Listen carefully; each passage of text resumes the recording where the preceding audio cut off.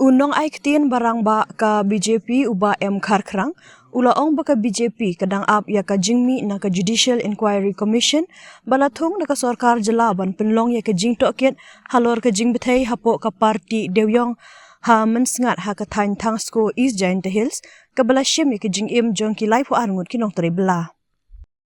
Ula banjur bana kaliang ka sarkar kala shimkhia ya ka ni ka jingja bat kala le ya ka donkam kata da ka bakdo halor ka jing register case ka jingkem ya ki brio bat ka jingthong ya ka Judicial Inquiry Commission.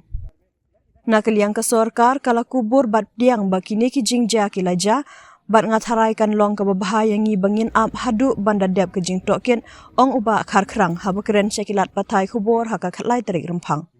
Ha kabai dei bat ka jingdawa ba u menteri rang ba ka jela pukonrat ke sangma udei ban ino ya ketenan mining uba kharkrang ulaong pimla bandon ya u menteri rang ba uban shuki no ya kakam tang namar kini ki jingja ki balaja na kaliang ka sarkar kala shimkhia ban le ei halor kani kata kalong ka bakham kongsan banya ka ba ino kam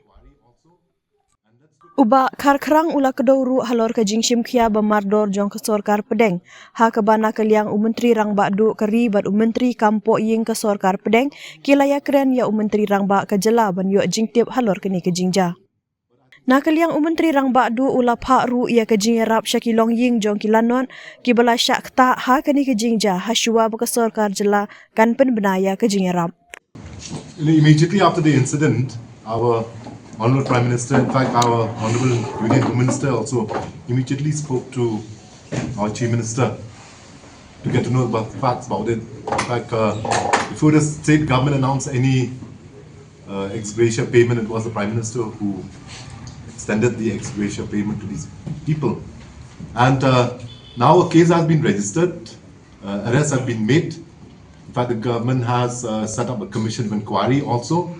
And let's look at the terms of reference of the commission of inquiry, because ultimately it all depends on the term of reference.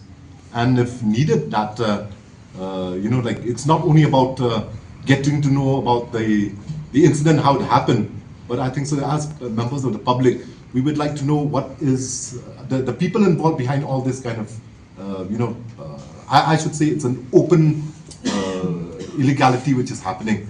We have never denied it. Government has ultimately come up and admitted that these things have happened, and I think so it's fair for us to wait for the investigation of the government to complete, the police to complete. The thing is, you cannot have a Chief Minister quitting for everything that happens. What is more important is what action has been taken by the government. Yeah. That is more important rather than quitting. So government has taken action, and let's wait for the outcome of the whatever the government is taking up.